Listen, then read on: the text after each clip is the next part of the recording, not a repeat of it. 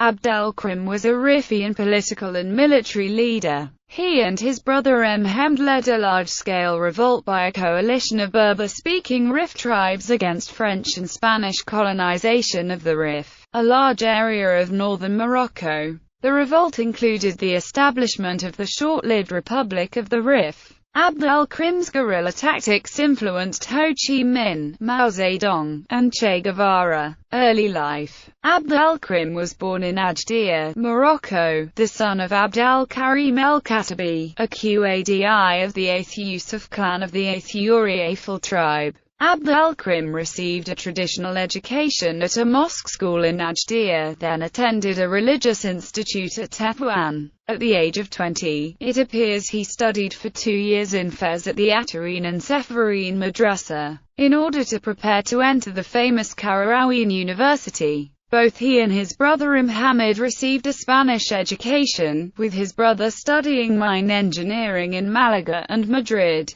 Both spoke fluent Spanish and Riffian. After his studies, in 1906, Abd el-Krim was sent to Melilla by his father. He worked there as a teacher and translator, working for the OCTAI, the Spanish Native Affairs Office, and became a journalist for the Spanish newspaper Telegrama del Rif. First World War. Abd el-Krim entered the Spanish governmental structure, and was first assigned as a secretary in the Bureau of Native Affairs. Then he was appointed chief Qadi for Melilla in 1915. He taught at a Hispano-Arabic school and was an editor for the Arab section of the newspaper, El Telegrama del Rif. During the war, Abd el-Krim was punished by the Spanish government for anti-colonial activities, including alleged involvement in conspiracy with the German consul Drive, Walter Zeppelin. He was imprisoned in Chauen from 1916 to 1918, when he escaped. He then regained his job as a judge in Melilla. At the end of the war, Abd el-Krim briefly resumed publishing in a Spanish-language newspaper, but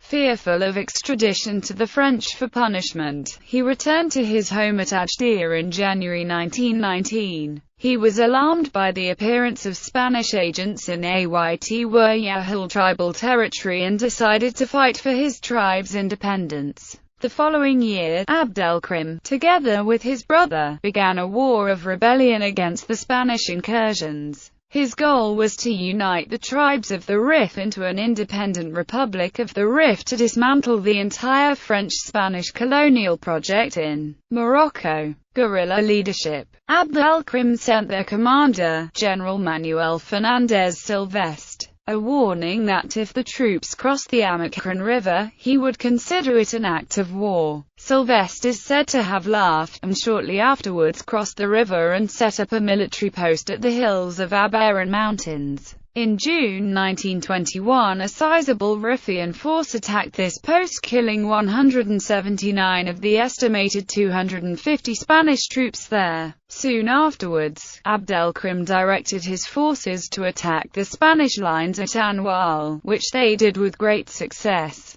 During the attack, General Silvestre, head of the Spanish forces, either committed suicide or was killed in the fighting. In 3 weeks of fierce battles, 8,000 Spanish troops were killed. The Riffians' colossal victory established Abd el-Krim as a master and pioneer of guerrilla warfare, and the president of the Republic of the Rif. By July, the Spanish army of 13,000 had fled to the coast, and into Melilla, defeated by an army of 3,000 Riffian fighters. The embarrassing defeat of the Spanish forces at Anwal created a political earthquake in Spain that subsequently led to General Miguel Primo de Rivera's coup d'état of September 13, 1923, the installation of a military dictatorship in Spain, and the eventual collapse of the Spanish monarchy in April 1931. By 1924, the Spanish forces had retreated, due to more defeats at the hands of el-Khattabi, to 2 isolated enclaves along the Moroccan coast. France, which in any case laid claim to territory in the southern Rif, realized that allowing another North African colonial power to be defeated by the native Berbers would present a great threat to its control of its North African territories.